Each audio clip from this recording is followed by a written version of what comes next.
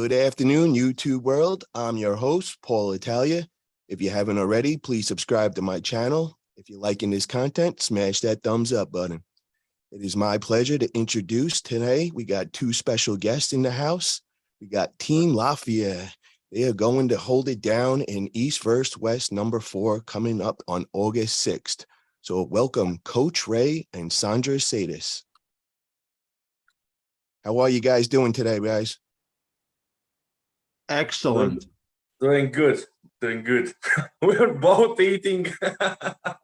I love it. I What time is it just over got there? home from gym, so Got you. What time is it over there for you guys? 10 p.m. 10 p.m. Yeah. Oh, wow. Okay. Are you guys on the same time frame as Istanbul, Turkey? Yes.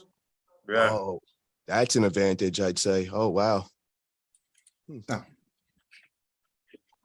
All right. So I want to, before we get into your big super matches you got coming up August 6th, I had a couple other questions I want to come up first. And one of them being from one of my loyal subscribers, Kyle France from Canada. He had a really good question he asked me the other day. He wanted to know, what is your guys' thoughts on, say Levon was 300 pounds instead of 400 pounds. Would he still be so dominating and be #1 in the world, do you guys believe? He is not. He is 400 pounds, and we don't know because that reality doesn't exist at this point. So, it's very hard to say where someone would be if they would be, it is what it is. And at this point, I don't think his main goal has always like this. I don't know. I don't think he thinks like, I want to just get bigger. His goal was, I just want to get stronger. I just want to win. And I think the size and everything was a side effect because he was a big always. He had that frame forever. He filled it out like no one else. Like we haven't seen anyone fill it out like that.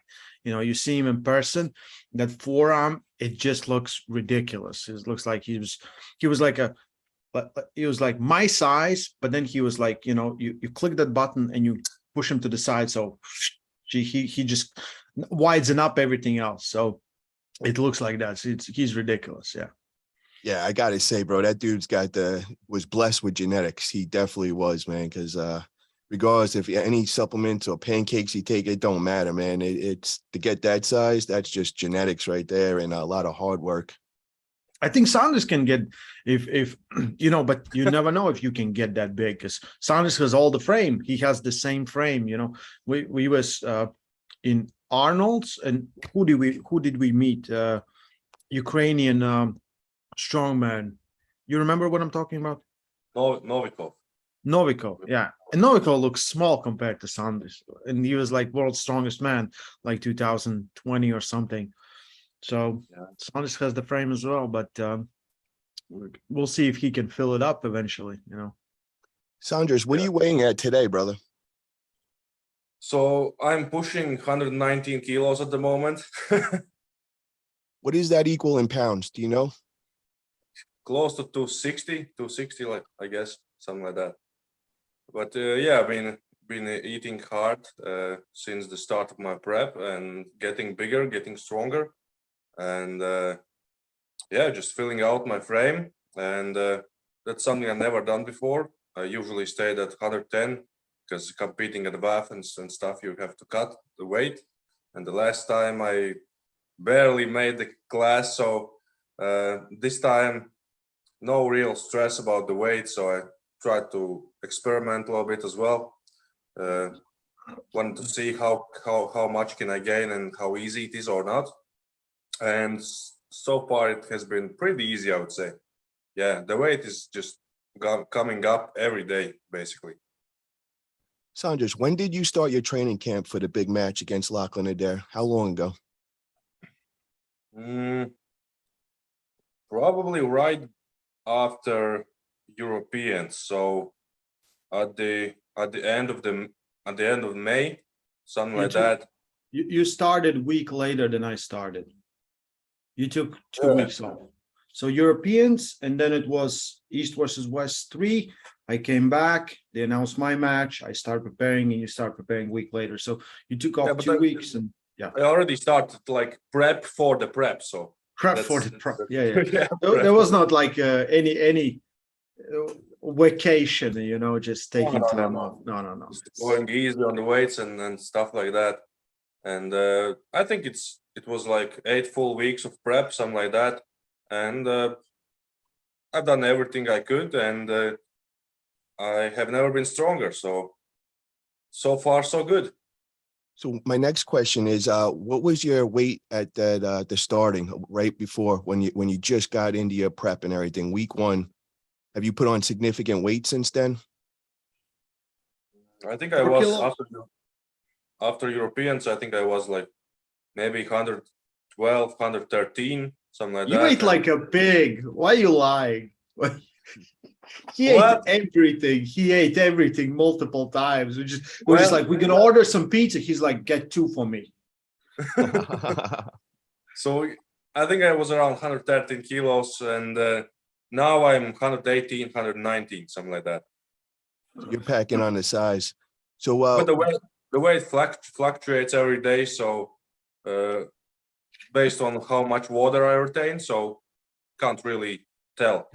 It's not like it's a big weight. I think it's more of It's more water weight. weight. Yeah. Maybe it's like 2 kilos, so 4 pounds, something like that. Maybe 5 pounds, So Yeah, but I feel good when I retain more water. I feel that's good for me, and I feel like more solid, more connected on the table as well, and it doesn't really impact my endurance in any way. So usually people say, water retention is not so great, but for me, I think it's a little bit better, and also prevents like some injury risk or something like that when you're dehydrated.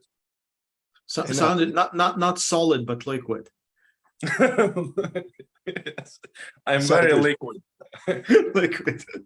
Sandris, what is your age again? 28, just turned 28. So let me ask you, so in the last couple of years, what was like the average of how much weight you're putting on each year? Do you have an idea? Oh, I have been 110 kilos for like 5 years, something like that. I never really like tried to put on weight. Just I guess with age, you put a couple of kilos, maybe a year. So at 2018, I was weighing like 108. That was my comfortable weight, like walking around weight. And then I cut to Zloty for 105 kilo class. So I cut 3 kilos there. But my weight has always fluctuated, around that 110 kilos. For some time, I couldn't get past like 108, 109, couldn't get past 110. But for last couple of years, the weight gain and the weight progress has been a little bit better. So now I walk around like 112, 113 kilos. Do you have any plans in the near future to bump up that weight and start really, going for the heavier weight classes and all? Oh man, it's tempting. Not yet, son. But Not no, yet. for like Coach Ray's like your lawyer over there, bro. like a dad, like watching over the shoulder. we need some WAF world titles before, and then he can move forward. For next 3-5 years, I plan to stay at 110 kilo class WAF, and then we'll see how it goes. Ray, I like that answer you gave, bro. That makes a lot of sense. That's very smart. Definitely. Yeah. We haven't had many world champions lately, so yeah, we need one. Hopefully that's happening. Now, Coach Ray, what's your weight and what was your beginning weight at the beginning of prep? I think so. I was in Europeans. I competed in 85 kilos, so we have a weight limit of 90. But I walk around like 87, something like that. And what does that equal pounds? That was. Give me a second. I have there quick he goes maths. typing it up there. Yeah. So we will have 90. That's 198. That's the limit, Okay. And I usually 191. Okay. So I wanted to get a little bit leaner, look like you just a little bit, for the summer. But of course, like it would not benefit me in any way to be smaller in this case. Ryan has to come down and I has to. So I haven't changed anything. I just train and eat, and my weight, like the biggest it was like 191, 92, but I retain a lot of water, and usually it's every morning it's 80, 89.7, 90.1, something like that. So I'm right there in 2 pound, I think in 2 pound direction each way. So I have no cutting. Most likely I will just not eat breakfast before I weigh in, something like that. So that makes a big difference, bro, because that takes a lot of stress out. It you don't have to really worry about anything. Where Ryan, I think, you were saying he has to come down. Miserable. He looks so miserable. Like, especially at the start when he was like, I'm 93, and it's not like Ryan's the most athletic guy. He's like, he's that bod. He has that bod. So he's like, he starts running and he puts up those videos, and like, I know, how when you don't feel like you want to cut weight, he's looking terrible. I'm like, yeah, buddy. And he has to travel as well. What'd you say, Sandris? And he has to travel as well, so that Yes. adds up to all the fatigue So, and stuff. I think all the advantage is going to be taken away from him just by, for us, like 0 changes in time zone. For him, like it's right now it's 5 a.m. or 4 a.m. for them. So it's not going to be good there. So if he gets on Wednesday, usually it would be better to get faster. Like when we were in USA, like my first match with Artem with left, I was fine. But right arm was 2 hours later, and I was just like, just falling asleep. And like even Giannis, like there was no speed on us, anything, because at that time we should be sleeping like 4 a.m. in the morning.